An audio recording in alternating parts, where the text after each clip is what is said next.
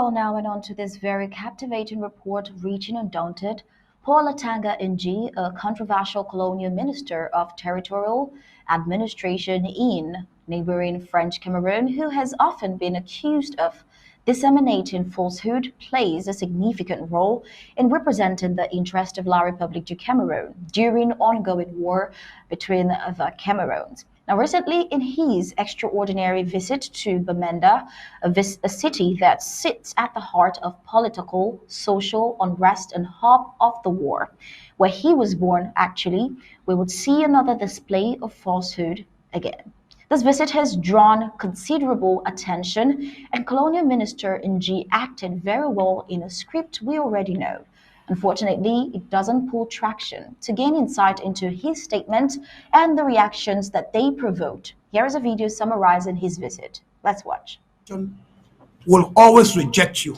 The state will reject the terrorists. And now the strange story is that even Lucifer is rejecting the terrorists. Lucifer's kingdom is the temple of evil.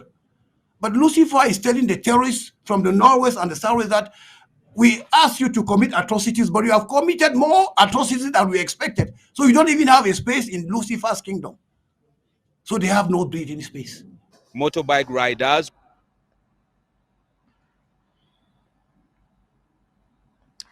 Well, we are well aware that media rhetoric is a pivotal force in wartime, shaping perceptions and influencing the public's understanding of conflict or political relations.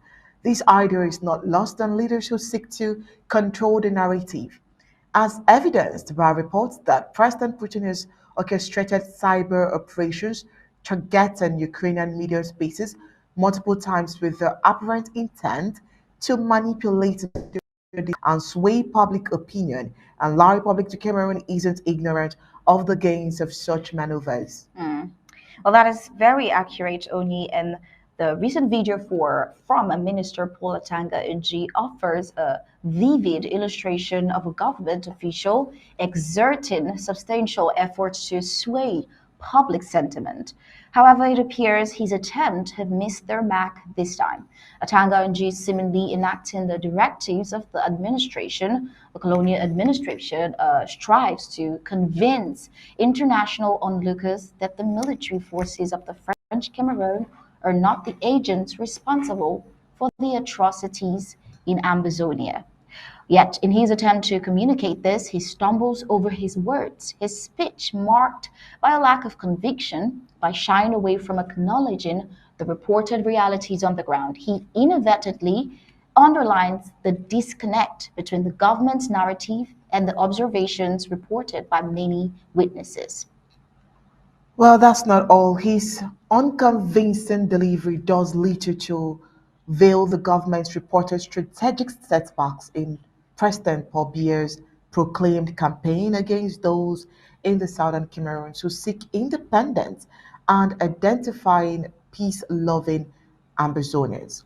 It is impact to note that Paul Atanga Nji is the number one recruiter of the DDR centers. He has his own Amba boys, and we are told that he was a former convict, a fraudster who knows the game well. This only explains what kind of colonial government and system we are all dealing with.